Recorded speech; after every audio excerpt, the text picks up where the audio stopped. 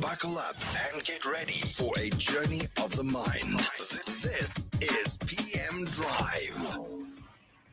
Just gone 11 minutes after 5 p.m. Drive, 91.3 FM. Weekdays, it's our conversation, Mondays through to Fridays, 4 to 6 p.m.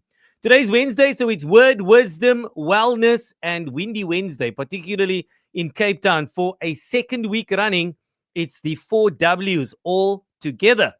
The Media Review Network condemns local arms companies supplying weapons to apartheid Israel, its allies, and also major arms suppliers. So this comes despite South Africa's ban on arms exports to the settler colony and its condemnation of its actions in the occupied territories. And here specifically, we speak of the ongoing genocide in Gaza, in the occupied West Bank, and now the same genocidal actions in a sovereign country, Lebanon. We speak to a member of the Media Review Network, Mariam Jumoa, who is also currently working on a piece relating to this matter, which hopefully when it's done, I've got to read it very soon. Mariam, assalamu alaikum. Walaikum salam, MJ. How are you? Good, alhamdulillah. How are you? Thanks for having us. Great to have you on once again. Mariam, the million-dollar question as South Africans we want to ask, and I'm sure I'm not the only one, why are we continuing to send such confusing signals? We take apartheid Israel to the ICJ, but yet many of our companies continue to supply gas and coal to the settler colony, supplying arms to many of its major suppliers. Then South Africans that continue to serve in the occupation forces. These are very confusing signals, and it comes across as very hypocritical. Is that a harsh word for us to use in this conversation? No, MJ, I think you basically hit the nail on the head in the sense that those three particular areas of concern are actually things that we need to pressurize the government on explaining themselves. And that is the prosecution of IDF soldiers who are dual nationals, and then the supply of arms to allies of Israel, and then the supply of coal. So as the MRN, we've identified it as PAC. So, kind of like the Pac-Man that's constantly on the, trying to avoid the ghost of Zion, but not really doing a very good job of it. Yeah. Yes, coming back to the arms question, 100% there is a contradiction with regard to our foreign policy, and particularly our taking of, going to the ICJ. And I think what it really highlights is the weaknesses, not just in terms of legislative weaknesses, but in implementation of the control, the Conventional Arms Control Act. And that was put in place in 2002. However, we don't have, at the moment, since the election in June, we don't have a committee, a standing committee that's actually functional. So we should actually have a National Conventional Arms Control Committee that's in charge of overseeing where our arms go to. But that committee has not been in session since the election. So the reason for that is there are lots of infighting issues with regard to leadership. There's instability with regard to what the mandate is, and funding. Funding is a big issue, but that does not absolve South Africa from the fact that it's put out a very progressive and proactive foreign policy, yet its actions in the economic realm don't correlate. Now, Mariam, President Ramaphosa, CR17, the comments that he made addressing G20 leaders in Rio about a day or two ago, where he was condemning the genocide, wanting countries to continue to speak out against the carnage in Gaza. We spoke to Martin Jansen from the PSC a couple of weeks ago. And in respect of South Africans still signing up to serve in the occupation forces, the most recent case being Aaron Bayak of Johannesburg. And he was saying that the PSC, along with its allies, they submitted evidence to DIRCO, to our Ministry of Defense, to International Relations.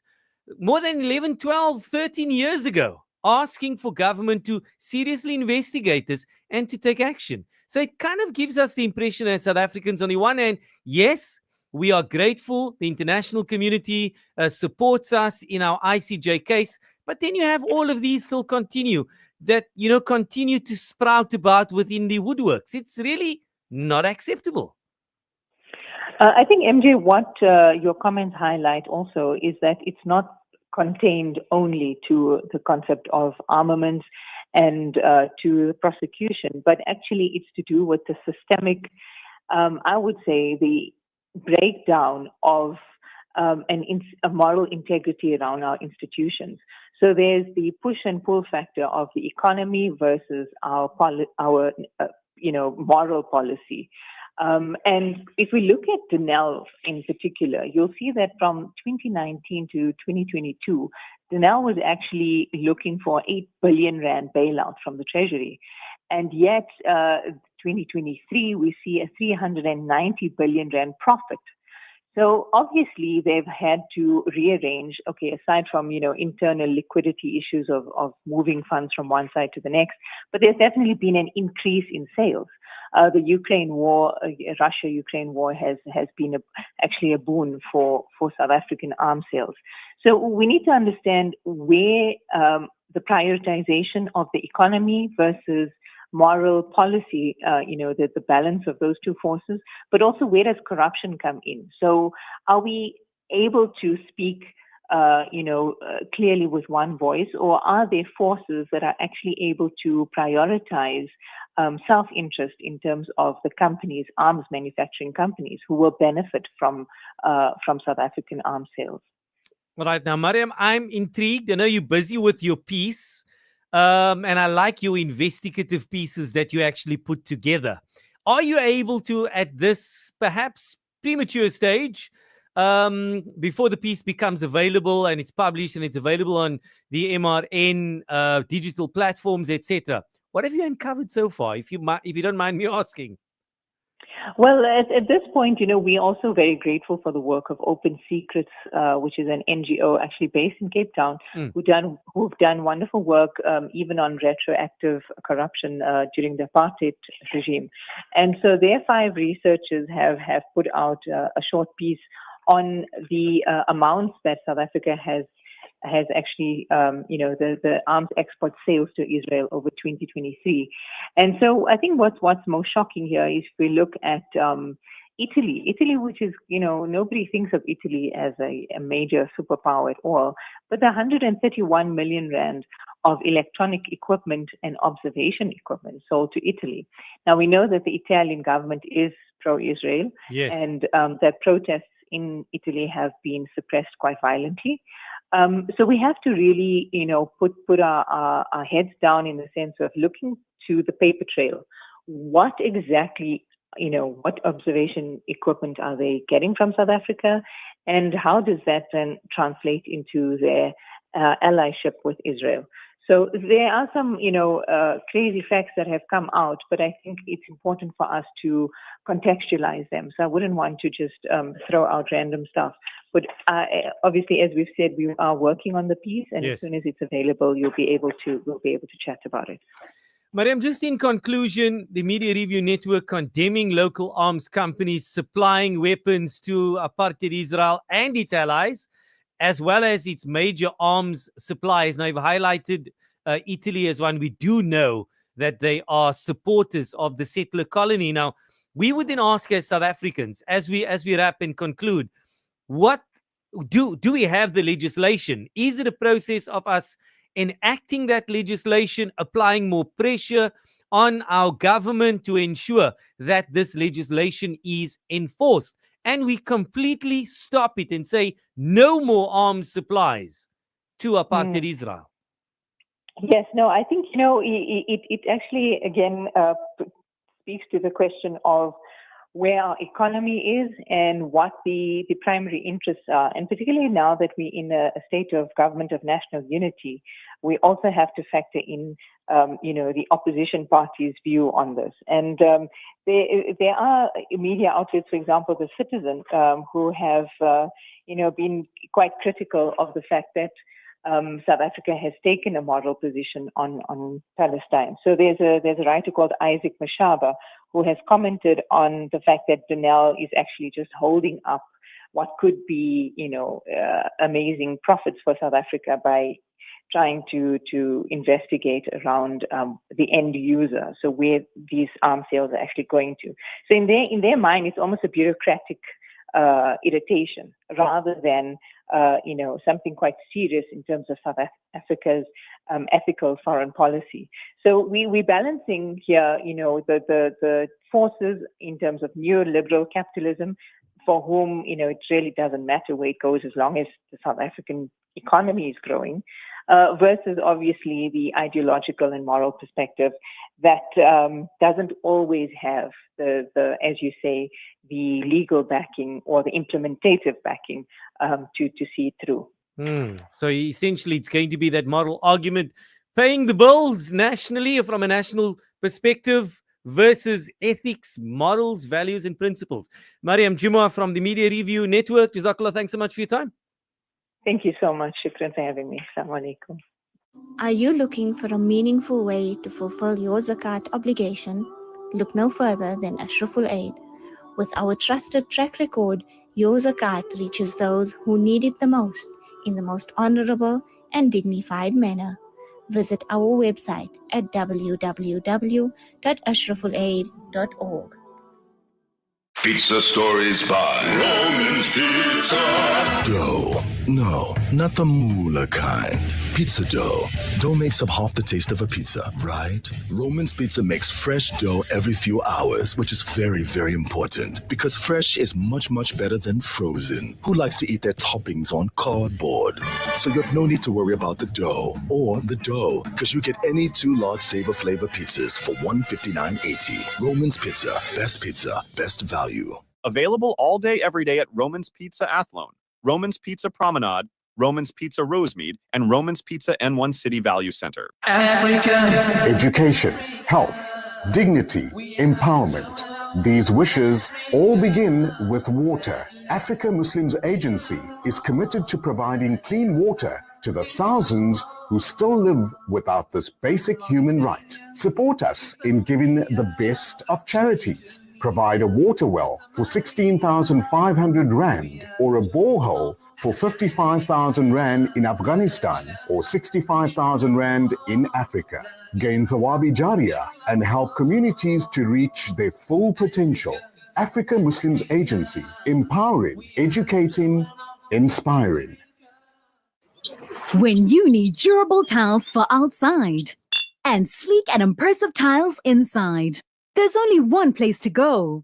The place with a superb customer experience and professional quality service. Offering the largest range, best deals, and lowest prices. Get to the Miles Tiles Big Sale now on. With an incredible variety, Miles Tiles has you and your home covered, both inside and out. Visit milestiles.com for more information.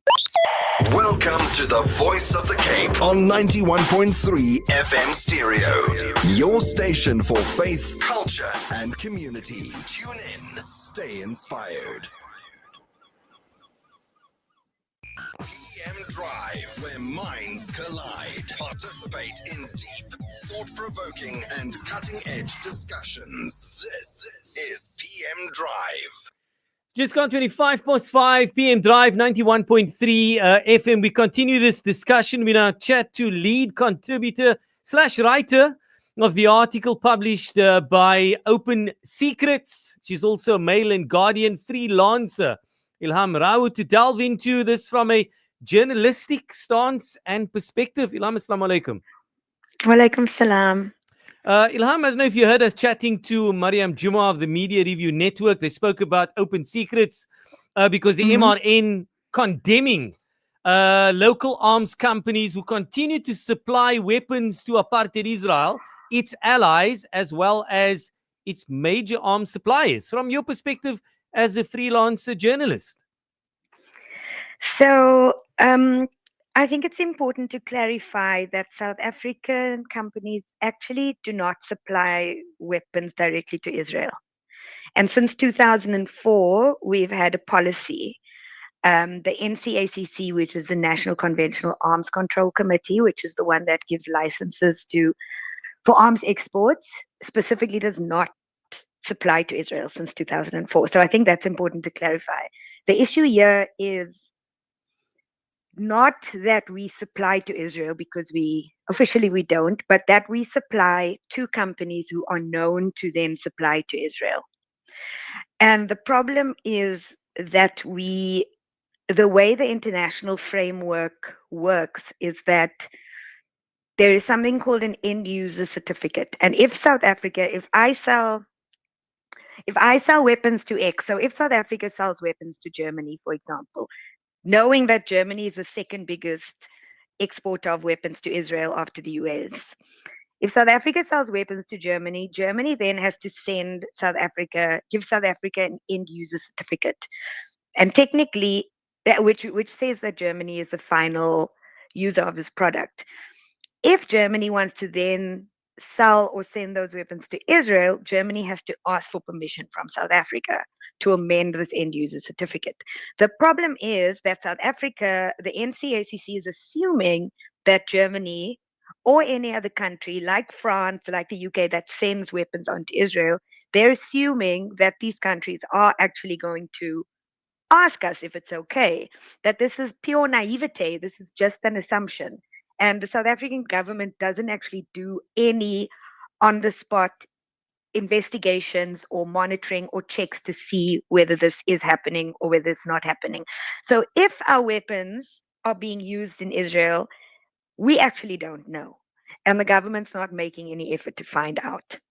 That's where the problem lies. Okay, so technically, Ilham, if we are going to put all these technicalities aside, we do know of the countries within the European Union that are continuing to aid and abet the genocide. They are supplying apartheid Israel with weapons. They are purchasing the weapons from us. Italy, for one, that we know, the surveillance equipment that has been sold to them, etc. There are others as well. But then indirectly, we are supplying, or directly we're supplying these European countries, who then in turn would continue to arm the settler colony. So are we then not in a second or third hand position, also complicit then? Oh, completely. We're completely complicit.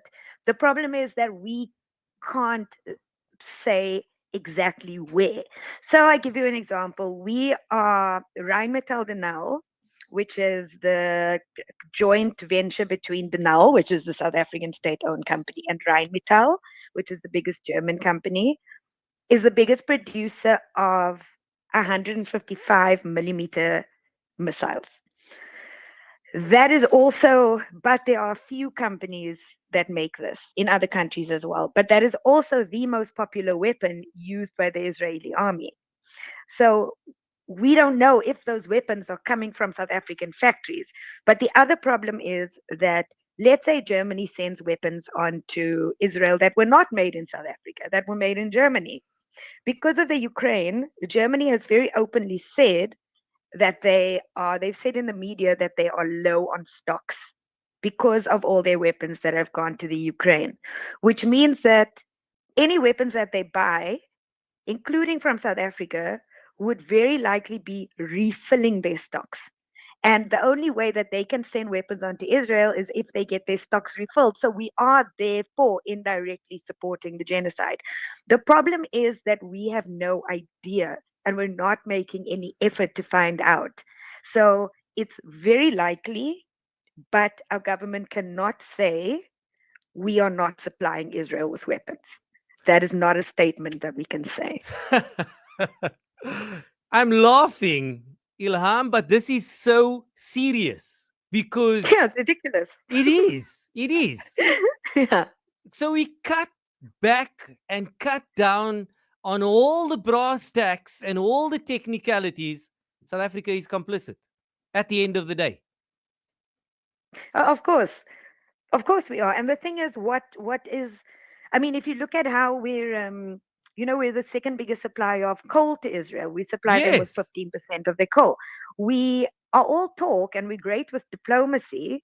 But when it actually comes to putting our money where our mouth is, we don't actually we don't actually do that. I mean, we also supply them with chemicals that are used in weapons. We supply them with like massive amounts of things that are going towards energy and fueling the apartheid regime. But it's just very difficult when you have a government that says, so in the case of the weapons, we are working according to an international framework. And this international framework has failed Palestinians. And we are assuming that this international framework, because it's international, is actually working. And it's very naive. And I mean, whether they're doing this deliberately or not is another question. But you're basically saying, we trust Germany, we trust the US, we trust Italy that they're going to do what is right. And when you're talking about an arms industry, when you're talking about the dirtiest, darkest, most corrupt industry, and then with our government saying everyone's doing the right thing, it's a joke. It is. And then we will cry foul in respect of naivety. I think that is just ridiculous. Question answered, enough said. Ilham Rawat, Jazakallah, thanks so much for your time. Thank you for bringing me on. In the news making headlines, the Media Review Network condemns local arms companies supplying weapons to Israel. Furthermore, lead writer to the article published by Open Secrets and Mail and Guardian freelancer shares her perspective on the matter. Internationally, a journalist on the ground in Palestine provides updates on the latest attacks following the attack on Kamal Adwan Hospital. And staying afield, a local Palestinian on the ground describes the daily attacks by the Israeli occupation forces. And finally, the countdown to the VOC Summer Festival begins. That's it for now. More details at the top of the hour. This is PM Drive Traffic. Final look at the roads and PM Drive this Word Wisdom Wellness Wednesday, 91.3 FM. Congested traffic N7 southbound at the N1 outbound ramp. The earlier stationary vehicle N1 outbound after Pluttercliff is now cleared, was causing quite a bit of consternation. The lanes are all back open. Bumper to bumper N1 inbound at the M5 south ramp, and the earlier stationary vehicle into outbound at Hairpin Bend has also been cleared. If we've missed anything, let us know via the WhatsApp line 0829 91